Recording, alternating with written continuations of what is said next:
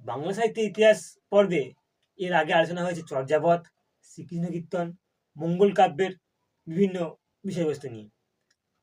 আজকে আলোচনা করব শাক্ত পদাবলী। চলে যাই শাক্ত পদাবলীর একেবারে মূল পর্বে।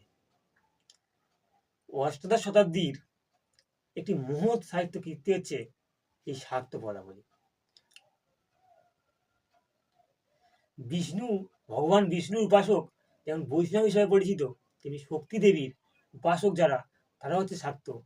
এই শক্তি দেবীকে আসলে মা কালী, গৌরী, এই যে কালী এবং কালীর নামধারী যেসব দেবতা, তাদের উপাসক হচ্ছে শাক্ত পদাবলী। সেই শক্তির উপাসকই হচ্ছে শাক্ত পদাবলী। শাক্ত পদাবলী এসছে শক্তি থেকে, এই শক্তি থেকেই শক্তি থেকেই এসছে শাক্ত।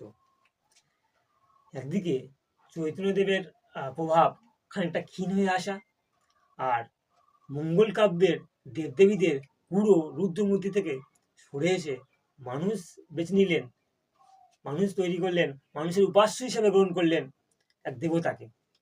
সাধারণ মানুষ সর্বদা নিজের রোগ শোক, বেদনা, জ্বালা, মনের কথা সমস্ত কিছু তুলে দিতে চায় কোনো এক ঐশ্বরিক দেবতার হাতে, কোনো এক অদৃশ্য শক্তির কাছে। তাদের বিশ্বাস যে শক্তি তাদের উদ্ধার করবেন, সমস্ত বিপদ থেকে তাদের রক্ষা করে পাশে দাঁড়াবেন। তো সাধারণ মানুষ সেই সব অত্যাচার, দারিদ্রতা, শাসন সমস্ত কিছু সঁপে দিলেন স্বয়ং মাতার পদপাদ্যে।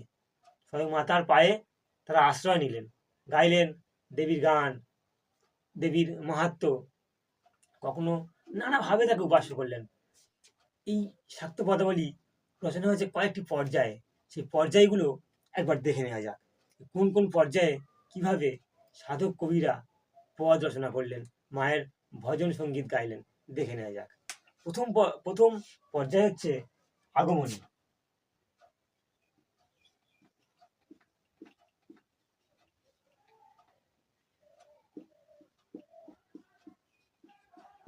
দ্বিতীয় নম্বর হচ্ছে বিজয়া। তারপরে উল্লেখযোগ্য হচ্ছে ভক্তের আকুতি।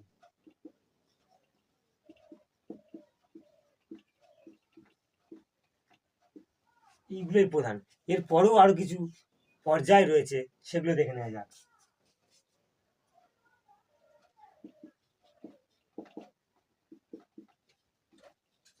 মনোশিক্ষা, এবং 5 নম্বর যে রাখা হবে সেটি হচ্ছে নাম মাহাত্ম্য।